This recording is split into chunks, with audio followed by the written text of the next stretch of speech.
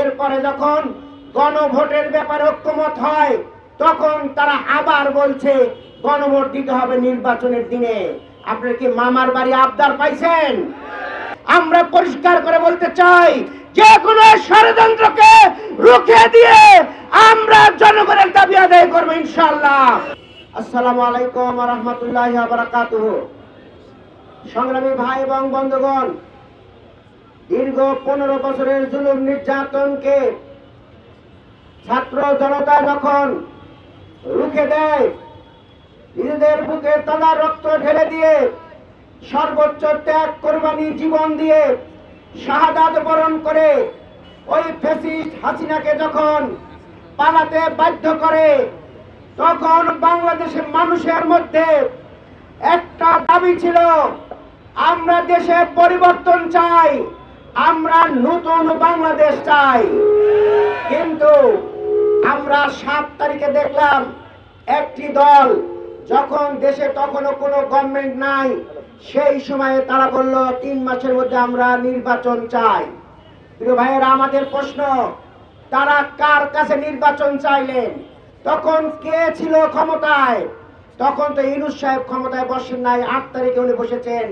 7 তারিখে তারা নির্বাচন চাইলো, তারা কার কাছে নির্বাচন চাইলো? এটা আমি জাতির কাছে প্রশ্ন করতে চাই।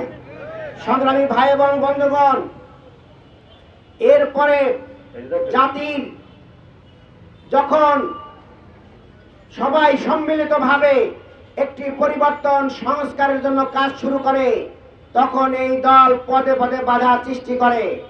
এমনকি ঐক্যমত কমিশনে তারা অযথা সময় ক্ষেপণ করে, ঠেলতে ঠেলতে তারা এ পর্যন্ত নিয়ে আসে। প্রত্যেকটি সিদ্ধান্ত যখন হয়ে যায়, তারা সেই জায়গায় এসে নোট অফ ডিসেন্ট দেয়। সর্বশেষ এসে যখন সবাই বলছে, প্রত্যেকটি দল যখন বলছে যে গণভোট দিতে হবে, সেখানে তারা ব্যারিয়ার সৃষ্টি করে।